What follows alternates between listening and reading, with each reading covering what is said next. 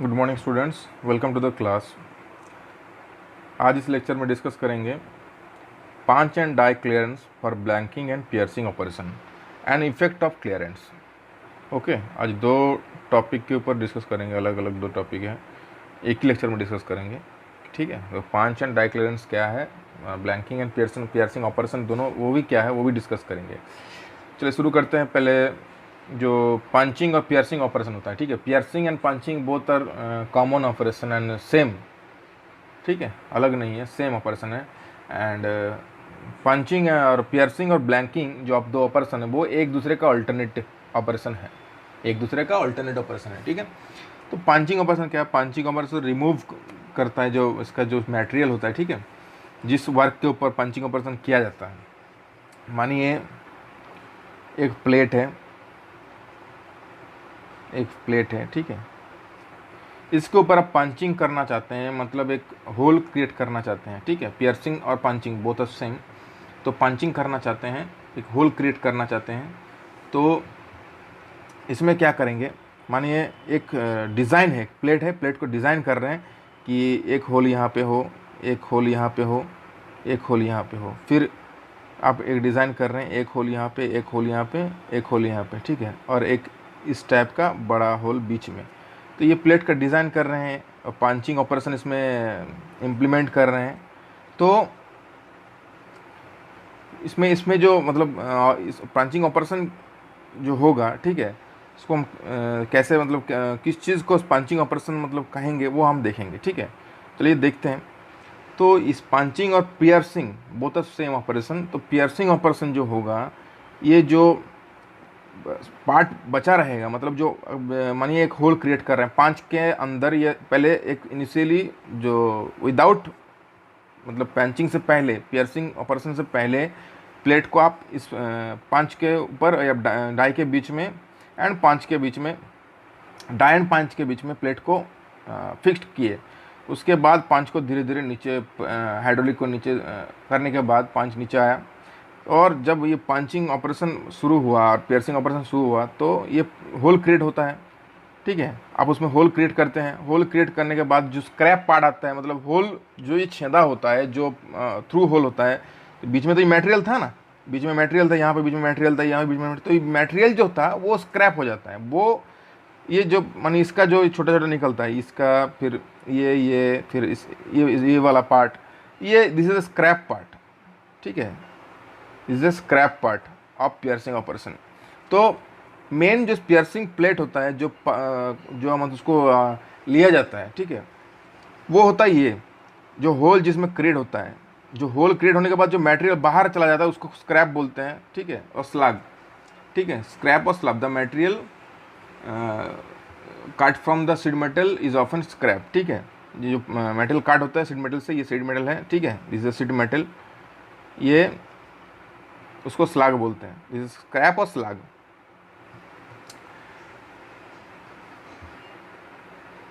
तो this is मतलब क्या होता है इसमें पियर्सिंग ऑपरेशन में? Round holes are cutted on to a sheet metal और प्लेट। तो ये इसमें भी होल किया जाता है, लेकिन होता क्या है, दो अलग अलग अल्टरनेट इसलिए बोल रहे हैं। इसमें जो होता है पियर्सिंग ऑपरेशन में जो होता है, होल आपका आप कलेक्ट करते हैं, मतलब प्लेट में जो इतना होल हुआ डिज़ाइन करके आपने प्लेट को कलेक्ट किया, इसको जॉब बनाया, इसको फाइनल जॉब बनाया और स्क्रैप पार्ट को हटा दिया। ठीक है, ब्लैंकिंग में क्या होता है, इसका उल्टा होता है। ब्लैंकिंग जो ऑपरेशन होता है, ठीक है, ब्लैंकिंग में इसका उल्टा होता है। ब्लैंकिंग में क्या होता है, प्लेट जो होता है ना, मानिए एक प्लेट है,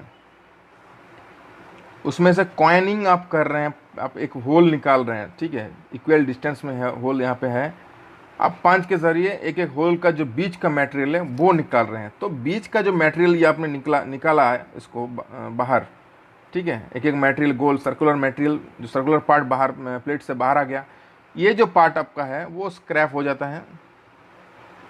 ओके, एंड ये पार्ट जो है ये आपका हो जाता है जॉब और प्रोडक्ट।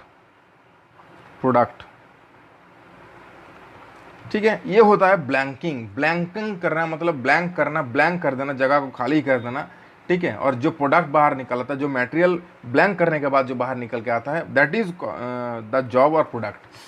तो ये होता है पियर्सिंग और ब्लैंकिंग। अब आते हैं punch and die clearance for blanking and piercing. तो पियर्सिंग करने के लिए और ब्लैंकिंग करने के लिए जो क्लियरेंस चाहिए होता है, ठीक है, जो क्लियरेंस चाहिए होता है वो देखना है। तो ये हो गया die, lower die set, that is a die, die hole, ठीक है। ये हो गया डाई, क्योंकि बीच में ये आपका फीमेल पार्ट है, बीच में थ्रू होल है, जगह है, ओपनिंग्स है, जहाँ पे आपका जो प्लेट यहाँ पे रहता है, this is a plate, this is a metal और plate, sheet metal plate, sheet metal plate, okay. ये जॉब है, सीट मेटल प्लेट और जॉब। तो ये बीच में रखा हुआ है, किसके बीच में, पंच और डाई के बीच में। तो पंच और डाई के बीच में रखा हुआ है, और पंच को थोरोली और कंटिन्यूसली, इस कंटिन्यूस प्रोसेस के ज़रिए उसको नीचे आने दिया जाता है, डाउनवर्ड्स मोशन दिया जाता है, एंड धीरे धीरे धीरे धीरे आकर प्लेट को स्ट्राइक करता है, एंड जो जितना आपको चाहिए, ठीक है। ये तो डीप ड्राइंग हो गया, तब तक आपको करना है, ठीक है, तब तक करना जब तक कि ना जो बीच का जो स्ट्रक्चर है, बीच का जो मटेरियल है प्लेट का, मतलब सीट मेटल प्लेट का, वो काट के बाहर ना आ जाए, ठीक है। तब जाकर आपका पंचिंग या फिर पियर्सिंग हो पाएगा।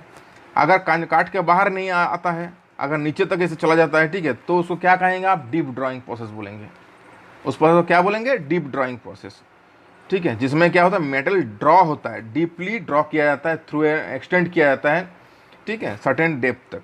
तो यहाँ पे पंच और डाई के बीच में मेटल को ब्लैंक किया जा रहा है, पियर्स किया जा रहा है, ठीक है।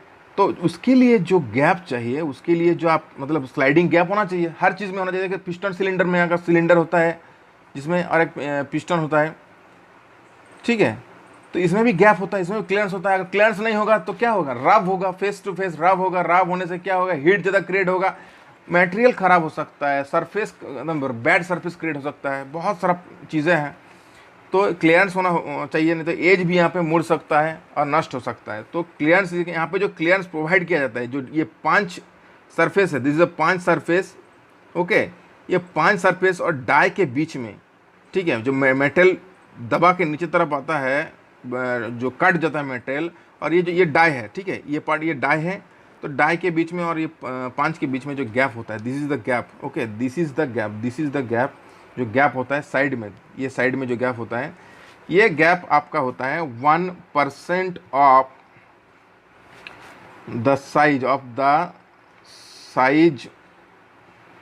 और the thickness of the plate और जॉब।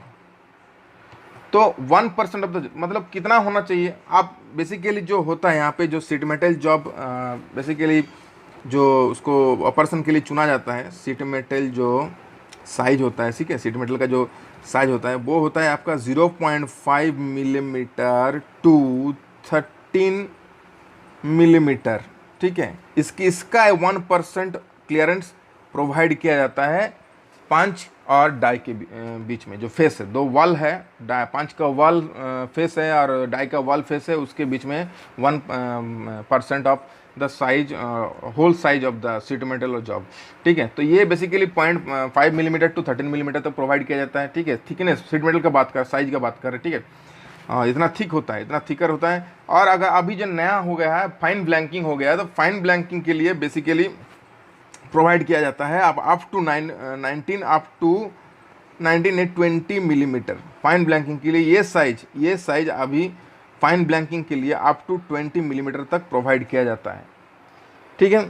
तो 2 मिली में आपका बेसिकली 20.2 मिलीमीटर, 0.2 मिलीमीटर हो जाएगा, ठीक है, या फिर ऐसे ही दिया जाता है क्लियरेंस। तो इसका 1% जितना होगा आपका बेसिकली जो आपका 0.2 ऐसा कुछ क्लियरेंस यहाँ पे रहता है, ठीक है। जो क्लियरेंस रहने से और जो मतलब अच्छा ही होता है, जो उसका कैरेक्टरिस्टिक्स है क्लियरेंस का, वो बेसिकली देखिए इसमें बेसिकली फ्रीली इसमें मूव हो सकता है, रोल ओवर हो सकता है फ्रीली, एंड कटिंग ऑपरेशन बहुत अच्छे से हो सकता है।